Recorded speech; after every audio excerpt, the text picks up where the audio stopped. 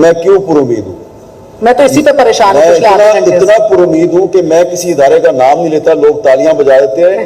یہ جو آگاہی ہے. دیکھیں, ان کو آپ میڈیا کو جتنا مرضی مینج کر لیں, آپ پاکستان کے عوام کو دھوکہ نہیں دے سکتے.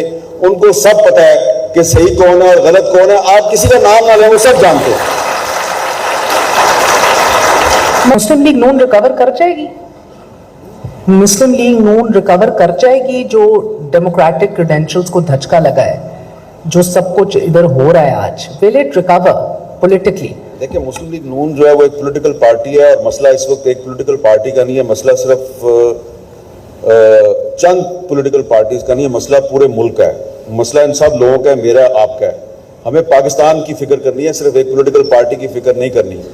اور آج سب کو پتہ ہے, جو حکومت میں ہے ان کو بھی پتہ ہے, جو اپوزیشن میں ہے ان کو بھی پتہ ہے, جو حکومت اور اپوزیشن میں نہیں ہے اور عام لوگ ہیں ان کو بھی پتہ ہے کہ اگر پاکستان میں کبھی فیئر اینڈ فری الیکشن ہو گیا تو اس الیکشن کے نتیجے میں لوگ جو ہے وہ ووٹ کو ہتھیار بنا کے ہر کسی سے اپنا انتقام لے لیں گے. تو اس انتقام سے بچنے کے لیے مجھے نہیں لگتا کہ اس سیٹ اپ کی موجودگی میں کبھی فیئر اینڈ فری الیکشن ہو سکے گا. تو فیئر اینڈ فری الیکشن کروانے کے لیے پاکستان کے لوگ جو ہیں انہیں کو کچھ کرنا ہوگا. پولیٹیکل پارٹی سے مجھے کوئی امید نہیں. Let me reword it.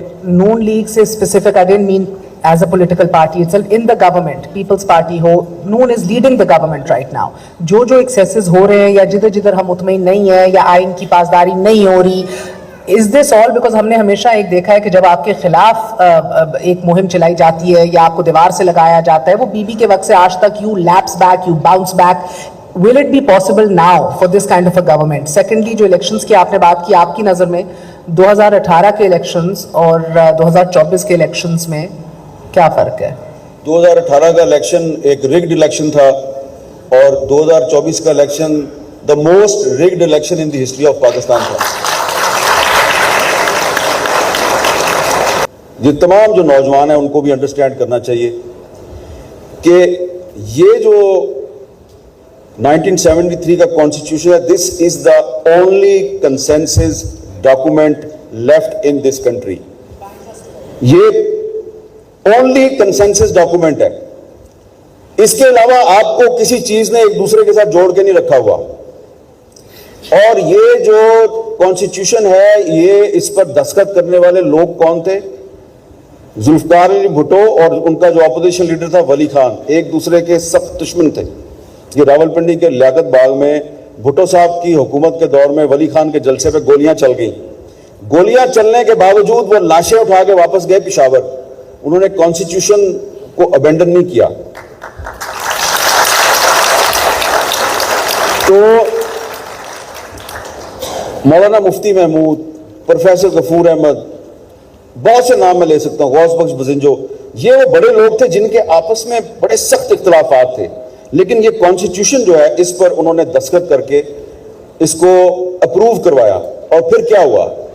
پھر یہ ہوا کہ 77 میں ایک ملٹری ڈکٹیٹر آیا اور اس نے یہ کانسٹیٹیوشن ایبروگیٹ کر دیا, توڑ دیا, وائلیٹ کر دیا. کانسٹیٹیوشن جو ہے وہ 10-11 سال تک وہ سسپینڈ رہا اور پھر وہ اپنی طاقت سے دوبارہ وہ ریسٹور ہوا. 1956 کا کانسٹیٹیوشن جب ایوب خان نے وائلیٹ کیا وہ دوبارہ نہیں آیا. 1962 کا کانسٹیٹیوشن جو ایوب خان لے کے آیا تھا وہ اس نے اس کو خود وائلیٹ کیا, وہ دوبارہ نہیں آیا. یہ 1973 کا کانسٹیٹیوشن جو ہے یہ 77 میں وائلیٹ ہوا, 85 میں واپس آ گیا. پھر دوبارہ یہ 1999 میں پرویز مشرف نے اس کو وائلیٹ کیا. یہ 1-2 سال کے بعد 2002 میں یہ پھر واپس آ گیا. پھر مشرف نے اس کو 2007 میں پھر تیسری دفعہ اس کو سسپینڈ کیا, یہ دوبارہ ریسٹور ہو گیا. اس کی کیا وجہ ہے؟ اس کی وجہ یہ ہے کہ اس کے پیچھے ایک عوام کی طاقت ہے. یہ الیکٹڈ جو پارلیمنٹ تھی اس نے یہ کانسٹیٹیوشن بنایا تھا.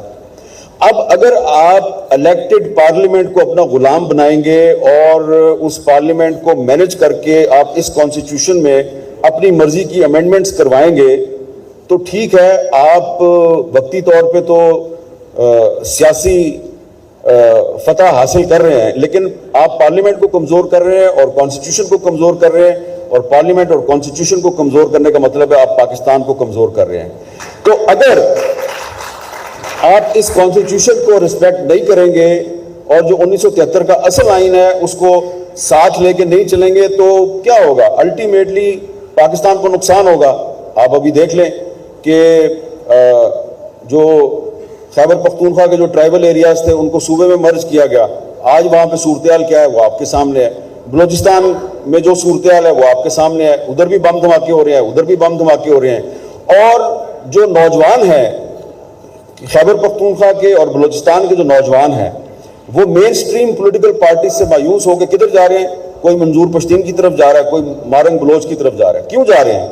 इसलिए कि आपने जो पार्लियामेंट है उसको कमजोर कर दिया और जो पार्लियामेंट के अंदर जो पॉलिटिकल फोर्सेस हैं उनके बारे में एक आम तासुर कायम हो गया है कि यार ये तो फारग लोग हैं, ये तो स्टूज हैं किसी के, ये तो किसी के गुलाम है, तो इससे बेहतर है कि पार्लियामेंट की तरफ जाओ ही ना। जब आप पार्लियामेंट से लोगों को मायूस करते हैं तो आप आइन को कमजोर करते हैं। तो जो आपका सवाल है उसका सिंपल जवाब यह है कि हमारे मसले उस वक्त तक हल नहीं हो सकते जब तक हम 1973 के आइन की तरफ वापस नहीं जाएंगे जिससे वफादारी का हल्फ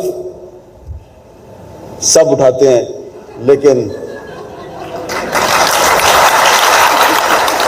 तो आप कहेंगे खुद हंस पड़ते हैं, ये खुद हंस पड़ते हैं जी, ये खुद हंस पड़ते हैं, हंस नहीं पड़ते, वो ताली मार देते हैं, उनको सब पता है। आपने तो ऐसा कोई जोक नहीं क्रैक किया। अगर मैं इधर बैठ के कोई गलत बयानी करूंगा, अच्छा, झूठ बोलूंगा तो ये शाउट करना शुरू कर देंगे। मुझे दो चीजों से एक्सेप्शन है। एक तो वो टर्निंग पॉइंट बताइए पिछले 5 साल में जिधर इस आइन की पासदारी नहीं की गई, अब अदलिया के फैसले हों उनको बेवकूफ़ समझा गया है, उनकी पासदारी ना करना कोई मसला नहीं है। दूसरा वन एक्सेप्शन जो आपने कहा कि अगर आप इसको गुलामी में लाएंगे, ला कौन रहा है? अगर खुद गुलामी का शौक हो तो क्या करें, उनको कौन समझाए? हाँ, तो इसीलिए तो फिर लोग जो है वो फिर मेन स्ट्रीम पोलिटिकल पार्टीज की तरफ नहीं जाते ना। वो फिर जब मंजूर पश्तीन उधर जिरगा करता है उसमें बड़ी तादाद में लोग आते हैं तो फिर आपके और मेरे टीवी चैनल को कहा जाता है इसकी कवरेज नहीं करनी, लेकिन हम कवरेज नहीं करते फिर भी वहां पे बड़ी तादाद में लोग चले आते हैं।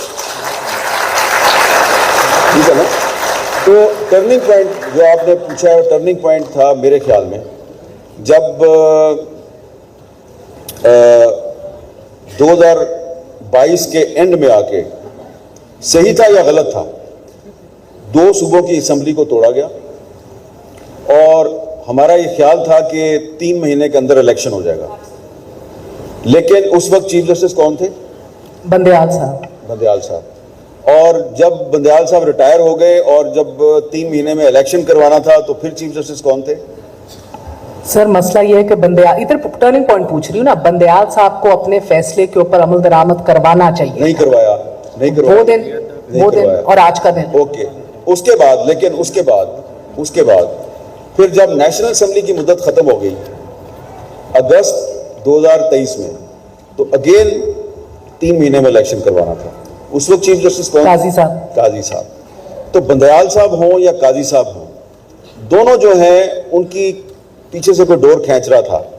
और जब चीफ जस्टिस ऑफ पाकिस्तान जो है वो आईन पाकिस्तान पे अमल दरामद ना करवाए, 2 सूबों की असेंबलियों का इलेक्शन टाइम पे नहीं हुआ और फिर उसके बाद कौमी असेंबली और बाकी सूबाई असेंबलियों का इलेक्शन टाइम पे नहीं हुआ, तो आइन उसी वक्त वायलेट हो गया था। और मेरा ख्याल है कि ये टर्निंग पॉइंट था जब आपने लंबे लंबे अरसे की 6 महीने की एक इंटरिम गवर्नमेंट बना दी, मरकज में भी लंबी लंबी हुकूमतें आपने सूबों में बना दी। वो सूबे वो जो हुकूमतें थी वो निगरान हुकूमत नहीं थी, वो निगरान हुकूमतें नहीं थी, वो बदनाम हुकूमतें थी, इलीगल भी थी सर, अनकॉन्स्टिट्यूशनल।